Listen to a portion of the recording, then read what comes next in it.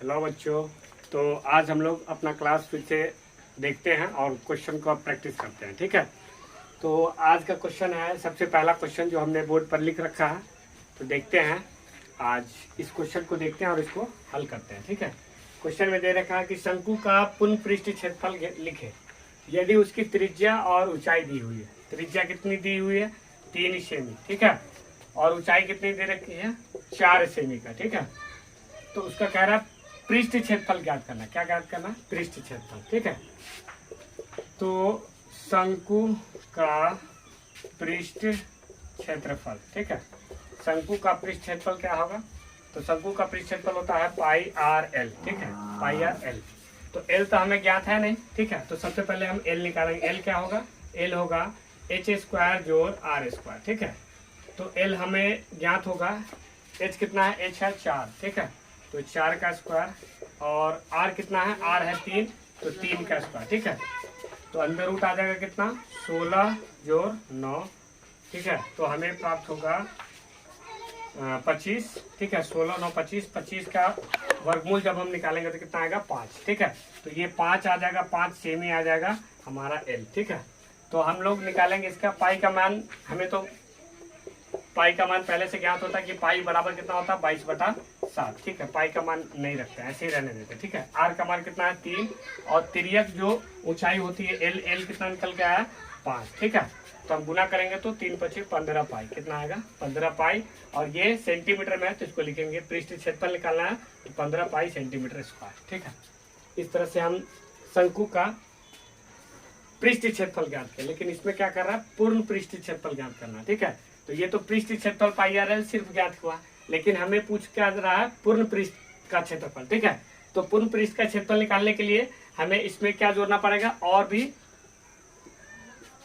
पाई r square का मान जोड़ना पड़ेगा। क्यों? क्योंकि पूर्ण पृष्ठ का क्षेत्रफल क्या होता है? पूर्ण पृष्ठ का क्षेत्रफल होता है pi r l plus pi r square, क्योंकि इसके आधार का भी क्षेत्रफल जोड़ना पड़ता है ना। आधार जो शंकु का आधार होता है वह कैसा होता है? शंकु का आधार होता है वृत्ताकार। कैसा होता है?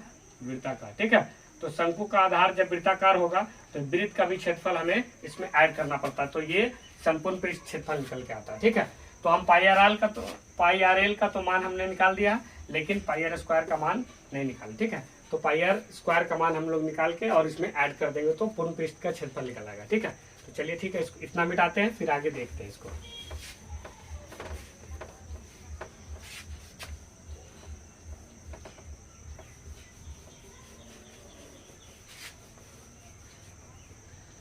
देखते हैं कि शंकु का पूर्ण पृष्ठ क्या लिखता है? पूर्ण पृष्ठ क्षेत्रफल है ना।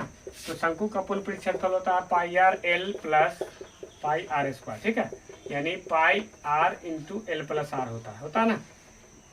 यही मान होता है, जिसमें से हम पाई आर एल का मान तो अभी फाइंड आउट कर लिए, कितना है? 15 पाई है ना। लेकिन पाई आर स्क्वायर का मान हम लोग नहीं निकाला। ठीक है, जो आधार का क्षेत्रफल होता है ना, तो आधार का क्षेत्रफल पाई इंटू आर का मान कितना है? तो आर का मान है 3, तो 3 का स्क्वायर कर देंगे। 3 का स्क्वायर करेंगे तो पाई गुने 3 का स्क्वायर होगा 9, यानी 9 पाई आएगा, है ना।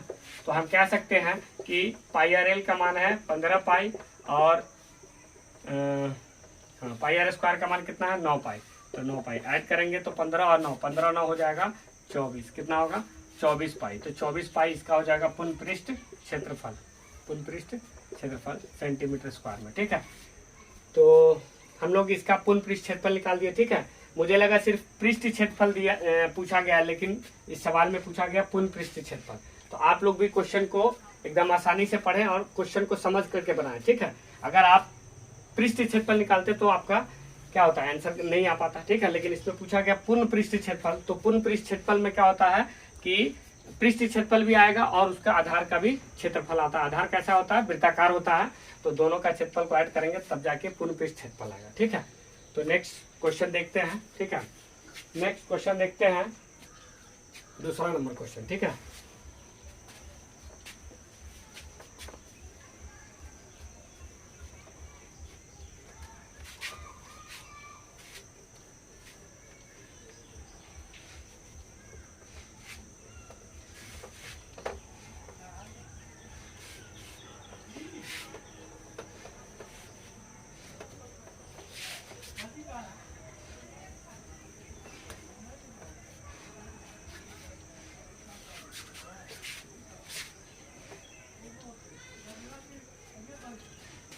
चलिए दूसरा नंबर क्वेश्चन है हमारा पास।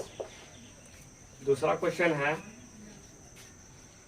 क्या दिया हमारे पास? दूसरा नंबर क्वेश्चन है कि इसमें भी शंकु, ठीक है, शंकु का संपूर्ण पृष्ठ बताएं,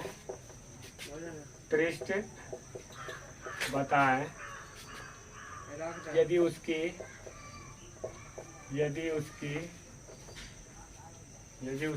त्रिज्या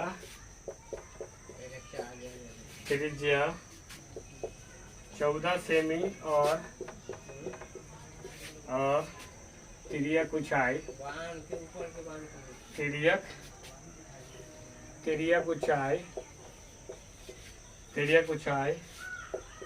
15 सेमी हो।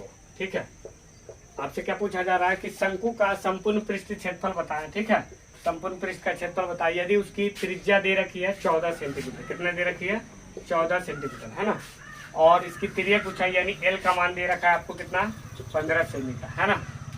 तो हमसे पूछा जा रहा है संपूर्ण पृष्ठ क्षेत्रफल यानी संपूर्ण पृष्ठ क्षेत्रफल निकालना। ठीक है, तो संपूर्ण पृष्ठ क्षेत्रफल पहले होता क्या है? Total surface area. ठीक है, TSA, total surface area. Total surface area क्या होता है? Pi r into l plus r होता है ना। तो pi r into l plus r होता है। पाई का मान हमको पता है 22/7 होता है, आर का मान हमें दिया हुआ है 14 और एल का मान कितना है? एल का मान है 15 और आर का मान कितना दे रखा है? 14। ठीक है, तो 7 से काटेंगे 14 2 मरतबे। ठीक है, 22 गुना 2, ठीक है, गुना फिर जोड़ेंगे तो हो जाएगा 29। ठीक है, अब इसको मल्टीप्लाई कर दीजिएगा, जो भी आएगा उतना सेंटीमीटर जो हो जाएगा वो आपका क्या हो जाएगा? संपूर्ण पृष्ठ क्षेत्रफल हो जाएगा। आंसर किसका हो जाएगा ये? तो शंकु का। किसका होगा? शंकु का, क्योंकि सवाल में आपसे क्या पूछा जा रहा है? शंकु का संपूर्ण पृष्ठ क्षेत्रफल निकाले। तो शंकु का संपूर्ण पृष्ठ क्षेत्रफल यानी total surface area pi r into l plus r होता है। ठीक है, तो हम पाई का मान रख दिए, आर का मान रख दिए। ठीक है, और एल और आर दोनों को जोड़ करके निकाल दिए। ठीक है, तो जो भी मल्टीप्लाई करके जो भी वैल्यू आएगा वो आपका आंसर हो जाएगा सेंटीमीटर में। ठीक है, तो इस तरह से हमने दूसरा क्वेश्चन भी देख लिया। एक लास्ट क्वेश्चन आज देखते हैं। ठीक है, और फिर नेक्स्ट क्लास में अपने को सवाल प्रैक्टिस करेंगे। ठीक है, तो आज का एक लास्ट क्वेश्चन देखते हैं मिटाते हुए और अगला क्वेश्चन को देखते हैं।